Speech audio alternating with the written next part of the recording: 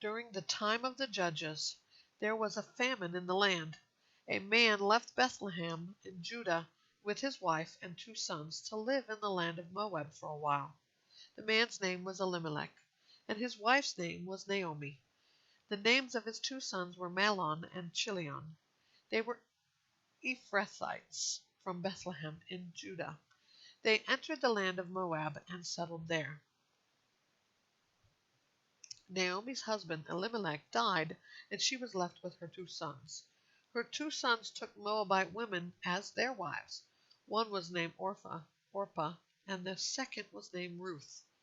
After they lived in Moab about 10 years, both Mahlon and Chilion also died, and Naomi was left without her 2 children and without her husband. She and her daughters-in-law prepared to leave the land of Moab, because she had heard in Moab that the Lord had paid attention to his people's need by providing them food.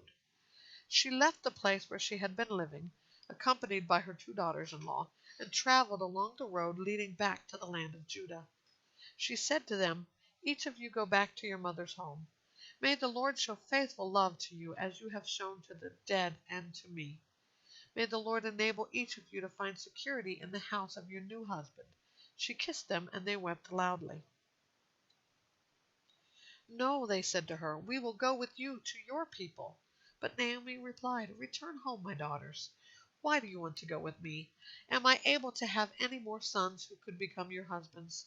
Return home, my daughters. Go on, for I am too old to have another husband. Even if I thought there was still hope for me to have a husband tonight, and to bear sons, would you be willing to wait for them to grow up? Would you restrain yourselves from remarrying? No, my daughters, my life is much too bitter for you to share, because the Lord's hand has turned against me." Again they wept loudly, and Orpah kissed her mother-in-law, but Ruth clung to her. Naomi said, "Look, your sister-in-law has gone back to her people and to her God. Follow your sister-in-law."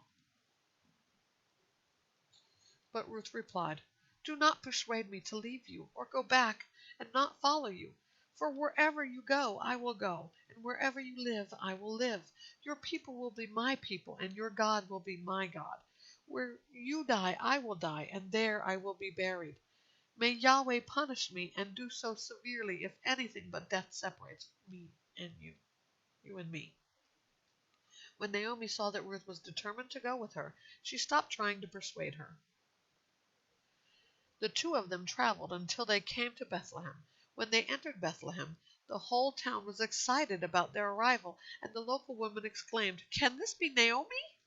"Don't call me Naomi, call me Mara," she answered, "for the Almighty has made me very bitter. I went away full, but the Lord has brought me back empty. Why do you call me Naomi, since the Lord has pronounced judgment on me, and the Almighty has afflicted me?" So Naomi came back from the land of Moab with her daughter-in-law Ruth the Moabitess. They arrived in Bethlehem at the beginning of the barley harvest.